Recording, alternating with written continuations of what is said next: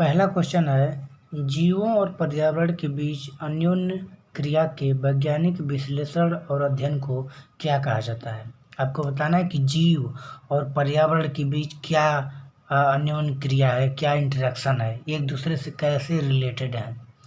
तो इस वैज्ञानिक विश्लेषण को क्या कहा जाता है, यानी कि जीव और पर्यावरण के बीच की जो अन्योन्य क्रिया है उसकी जानकारी, उसका अध्ययन क्या कहलाता है। 4 ऑप्शन है, पारिस्थितिकी, सूक्ष्म जीव विज्ञान, कीट विज्ञान या पक्षी विज्ञान। तो ऑप्शन नंबर इसका पहला सही हो जाएगा, पारिस्थितिकी, जिसको इकोलॉजी कहा जाता है। जीव और पर्यावरण के बीच जो भी अन्योन्य क्रिया होती है उसका जो अध्ययन होता है उसको पारिस्थितिकी कहा जाता है। चलिए नेक्स्ट क्वेश्चन देखते हैं।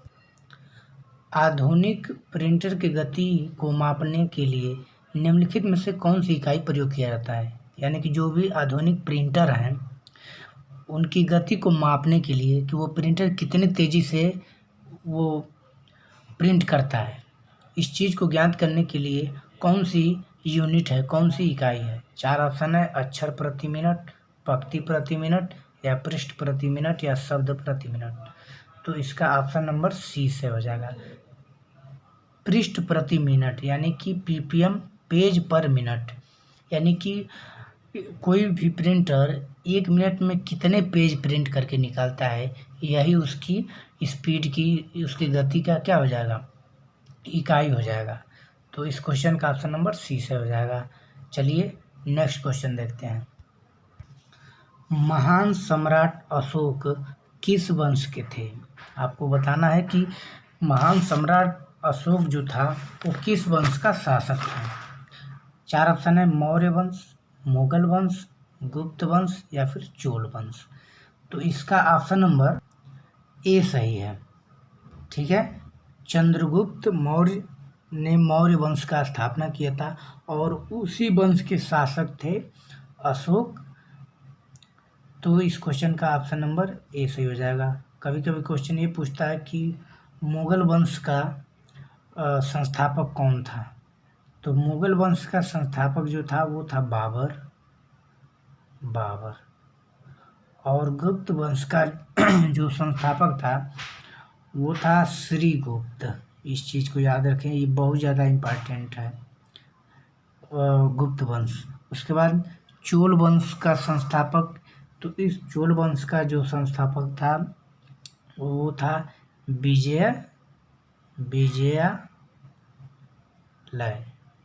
विजयालय था चोल वंश का संस्थापक। चलिए नेक्स्ट क्वेश्चन देखते हैं। पहला क्वेश्चन है, जीवों और पर्यावरण के बीच अन्योन्य क्रिया के वैज्ञानिक विश्लेषण और अध्ययन को क्या कहा जाता है। आपको बताना है कि जीव और पर्यावरण के बीच क्या अन्योन्य क्रिया है, क्या इंटरेक्शन है, एक दूसरे से कैसे रिलेटेड है। तो इस वैज्ञानिक विश्लेषण को क्या कहा जाता है, यानी कि जीव और पर्यावरण के बीच की जो अन्योन्य क्रिया है उसकी जानकारी, उसका अध्ययन क्या कहलाता है। 4 ऑप्शन है, पारिस्थितिकी, सूक्ष्म जीव विज्ञान, कीट विज्ञान या पक्षी विज्ञान। तो ऑप्शन नंबर इसका पहला सही हो जाएगा, पारिस्थितिकी, जिसको इकोलॉजी कहा जाता है। जीव और पर्यावरण के बीच जो भी अन्योन्य क्रिया होती है उसका जो अध्ययन होता है उसको पारिस्थितिकी कहा जाता है। चलिए नेक्स्ट क्वेश्चन देखते हैं।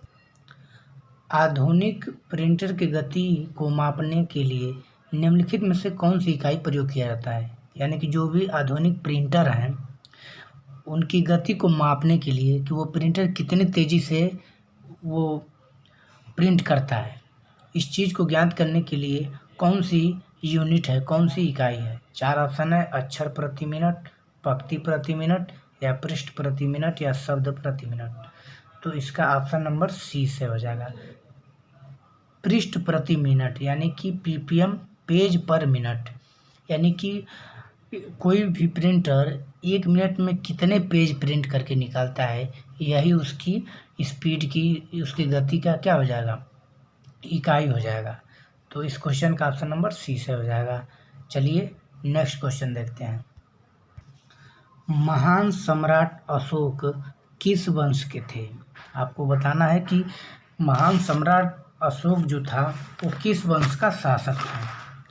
4 ऑप्शन है, मौर्य वंश, मुगल वंश, गुप्त वंश या फिर चोल वंश। तो इसका ऑप्शन नंबर ए सही है। ठीक है, चंद्रगुप्त मौर्य ने मौर्य वंश का स्थापना किया था और उसी वंश के शासक थे अशोक। तो इस क्वेश्चन का ऑप्शन नंबर ए सही हो जाएगा। कभी कभी क्वेश्चन ये पूछता है कि मुगल वंश का संस्थापक कौन था। तो मुगल वंश का संस्थापक जो था वो था बाबर। और गुप्त वंश का जो संस्थापक था वो था श्रीगुप्त। इस चीज़ को याद रखें, ये बहुत ज़्यादा इम्पोर्टेंट है। गुप्त वंश। उसके बाद चोल वंश का संस्थापक, तो इस चोल वंश का जो संस्थापक था वो था विजयालय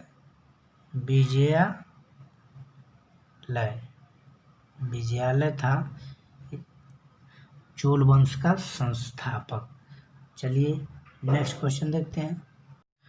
महान सम्राट अशोक किस वंश के थे? 4 ऑप्शन है, मौर्य वंश, मुगल वंश, गुप्त वंश या फिर चोल वंश।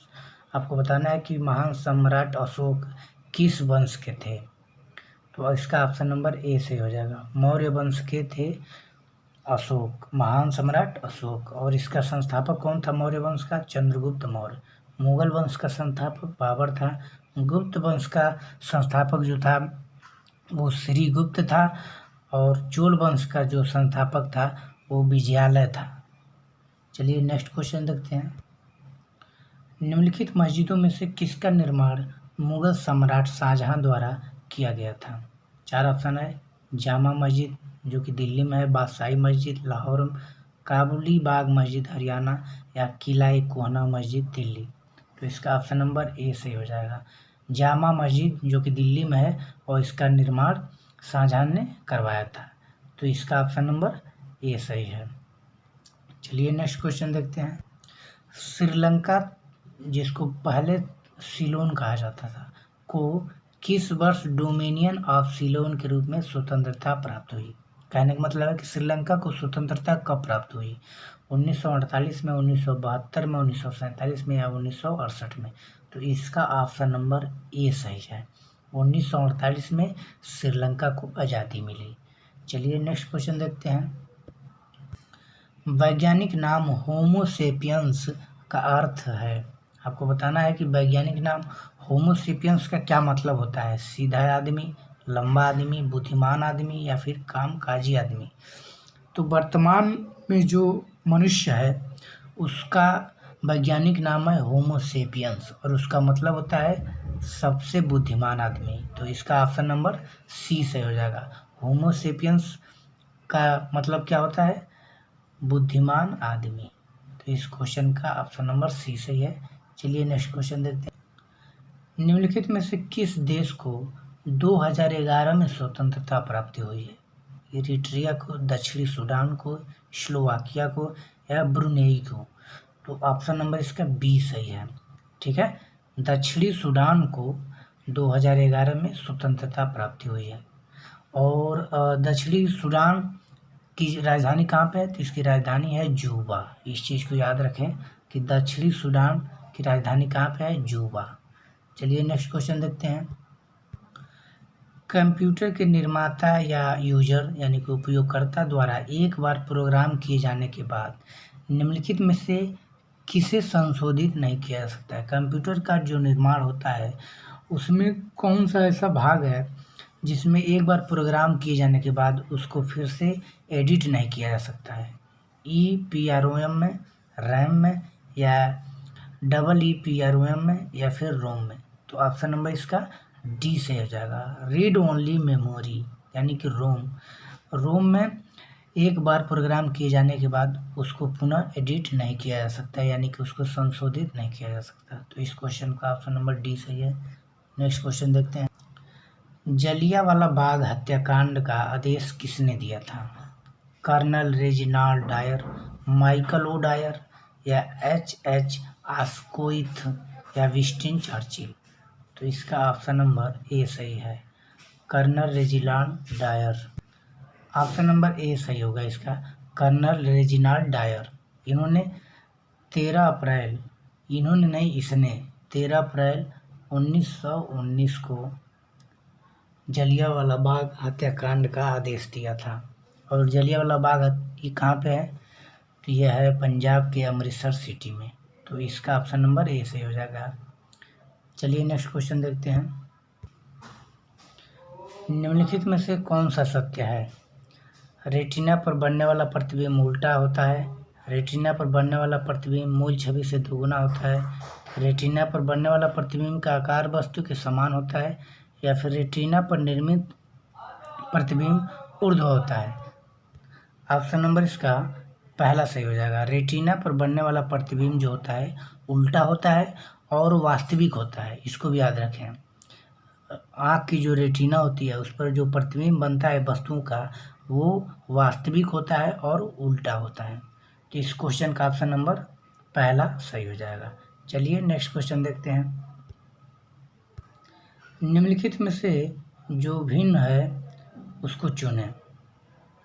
लुब्धक यानी सीरियस, मंगल ग्रह मार्स, नेपच्यून और शनि ग्रह सैटर्न।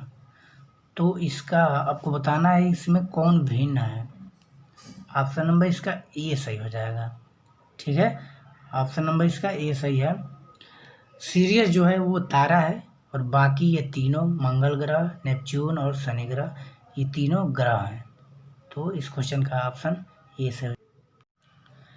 रेडियम किस खनिज से प्राप्त किया जाता है? आपको बताना है कि रेडियम का अयस्क क्या है।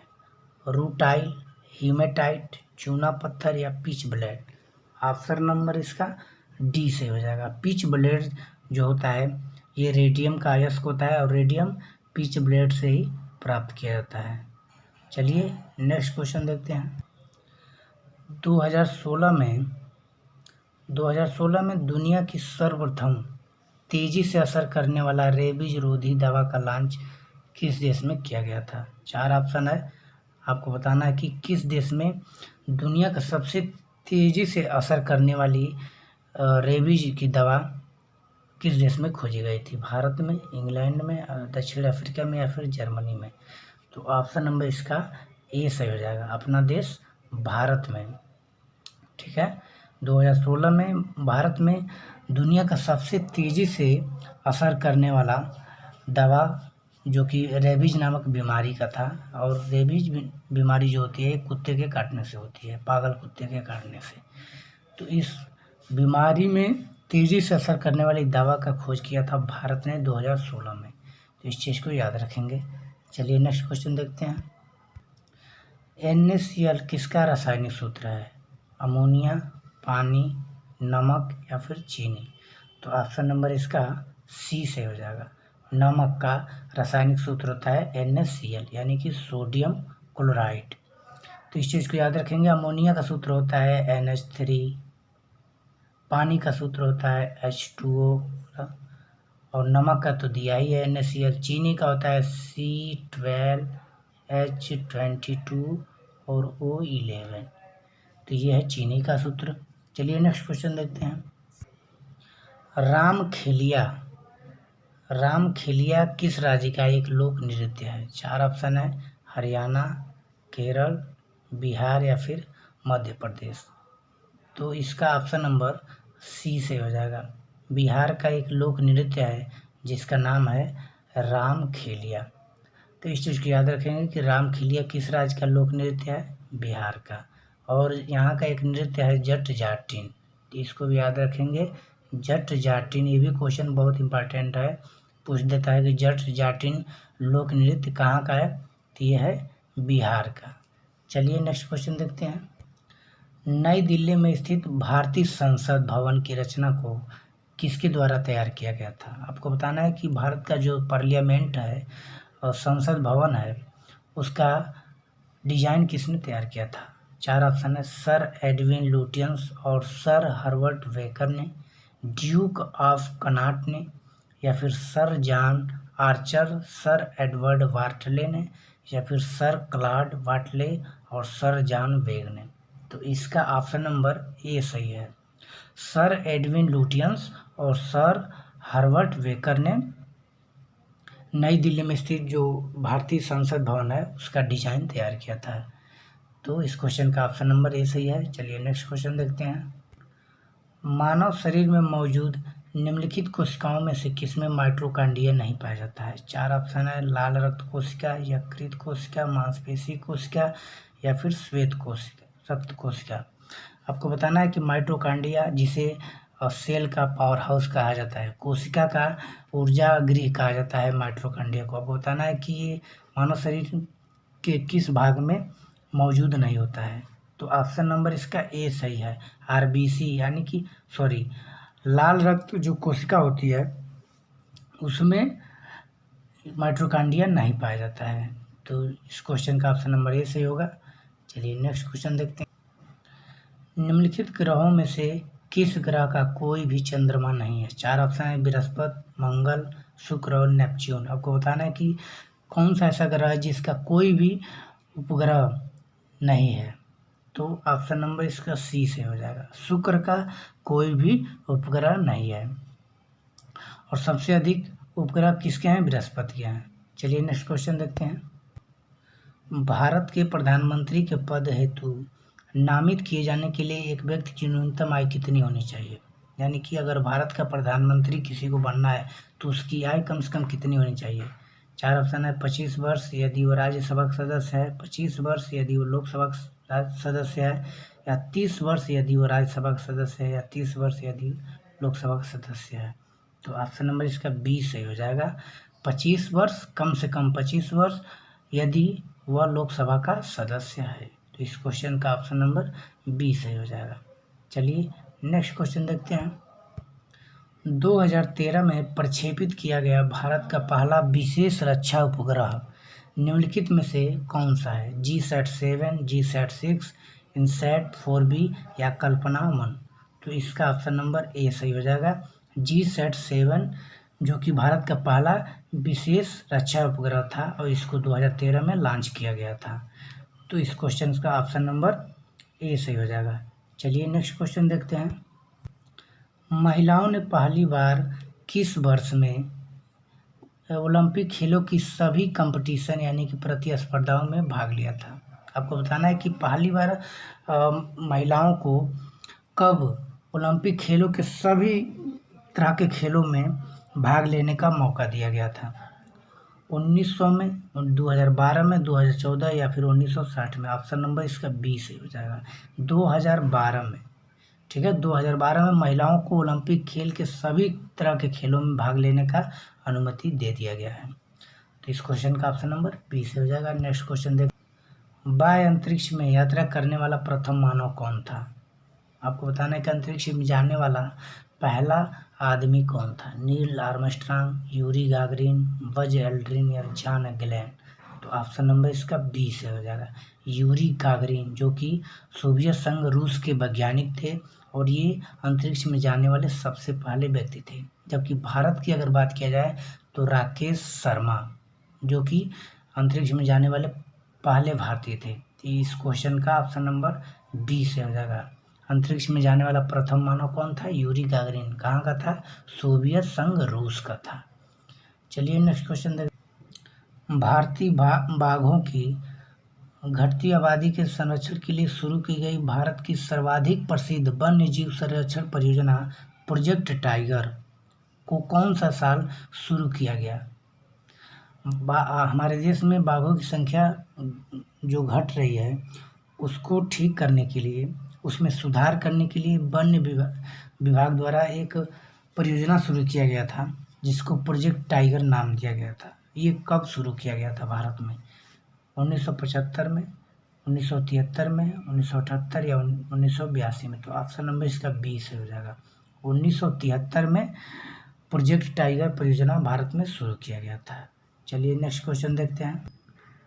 ब्रह्मपुत्र नदी निम्नलिखित में से किस देश से होकर प्रवाहित नहीं होती है? यानी कि किस देश से होकर नहीं बहती है? चीन से, बांग्लादेश से, भारत से या फिर नेपाल से? तो चीन से बहती है। चीन से तो निकलती ही है। बांग्लादेश, भारत में भी बहती है जबकि नेपाल में नहीं बहती है। तो इस क्वेश्चन का ऑप्शन नंबर डी से हो जाएगा।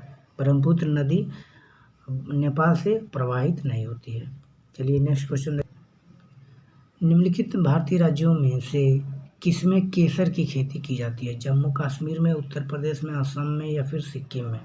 तो ऑप्शन नंबर इसका ए सही हो जाएगा। जम्मू कश्मीर में केसर की खेती की जाती है और भारत में केवल केसर का उत्पादन जम्मू कश्मीर में ही होता है, बाकी किसी राज्य में नहीं होता है। तो इस क्वेश्चन का ऑप्शन नंबर ए सही हो जाएगा। चलिए नेक्स्ट क्वेश्चन। निम्नलिखित में से किस जर्मन वैज्ञानिक ने एक्स किरणों की खोज किया था? विल्हेम है, रोएंटजेन ने, फिलिप लेनार्ड ने, मैरी क्यूरी ने या विलियम क्रूक्स ने? तो ऑप्शन नंबर इसका ए सही हो जाएगा। विलियम रोएंटजेन ने एक्स किरणों की खोज किया था, यानी कि जो भी एक्सरा होता है इसका खोज किया था विलियम रोएंटजेन ने, और एक जर्मन वैज्ञानिक थे। तो इस क्वेश्चन का ऑप्शन नंबर ए सही हो जाएगा। चलिए नेक्स्ट क्वेश्चन देखते हैं। मूल तत्वों की आवर्त सारणी बनाने वाले पहले वैज्ञानिक कौन थे? पीरियाडिक टेबल जो आधुनिक है, इसका शुरुआत किसने किया था? सबसे पहले मूल आवर्त सारणी किसने बनाया था? तो हेनरी मोजले ने, रॉबर्ट बायल ने, मेंडलीफ ने या जॉन न्यूलैंड्स? तो ऑप्शन नंबर इसका सी से हो जाएगा। मेंडलीफ ने सबसे पहले मूल तत्वों की आवर्त सारणी बनाई थी। और शुरू में आवर्त सारणी में कितने तत्व थे? तो ये थे 63। ये क्वेश्चन बहुत ज़्यादा इंपॉर्टेंट है। पूछता है कि मेंडलीफ की आवर्त सारणी में कितने तत्व थे? तो ये थे 63। इसको याद रखें। तो ये थे कुछ इम्पॉर्टेंट क्वेश्चन जो आरआरबी एनटीपीसी 2016 में पूछा गया क्वेश्चन था, जीके और जीएस का। आई होप आपको अच्छा लगा होगा।